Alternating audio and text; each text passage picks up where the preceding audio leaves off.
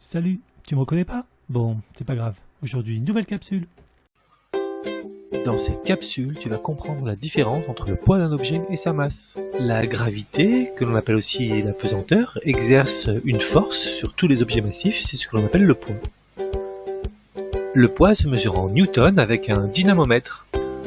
Sur Terre, l'intensité de la pesanteur est environ égale à 10 newtons pour chaque kilo de matière.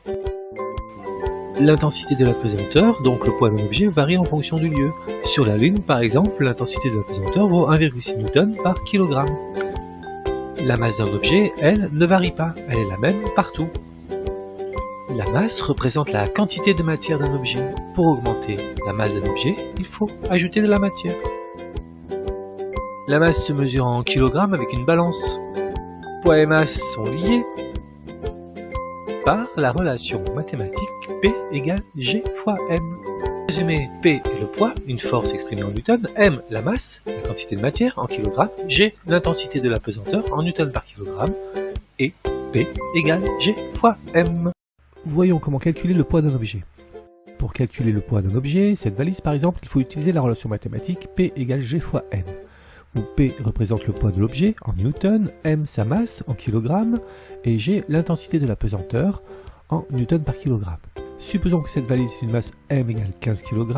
Si on considère que l'intensité de la pesanteur sur Terre vaut G égale 10 newtons par kilogramme, alors avec P égale G fois M, on a P égale 10 newtons par kilogramme multiplié par 15 kg, ce qui nous donne la valeur de l'intensité du poids, soit P égale 150 newtons.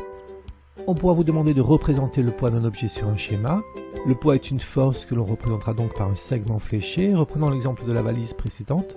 Le poids agit verticalement vers le bas. Il agit de manière répartie sur toute la valise. Par souci de simplification, on représentera le segment fléché à partir d'un point d'application, c'est-à-dire le centre de gravité de l'objet, suivant une direction, la verticale, dans un sens, vers le bas, avec une longueur proportionnelle à l'intensité de la force qui vaut ici P égale 150 newtons. Il faut utiliser une échelle de proportionnalité. Si l'on considère que 50 newtons seront représentés par 1 cm, alors nos 150 newtons seront représentés par 3 cm. Pour représenter le poids de la valise sur le schéma, on peut donc tracer une flèche de 3 cm de long, verticale, vers le bas.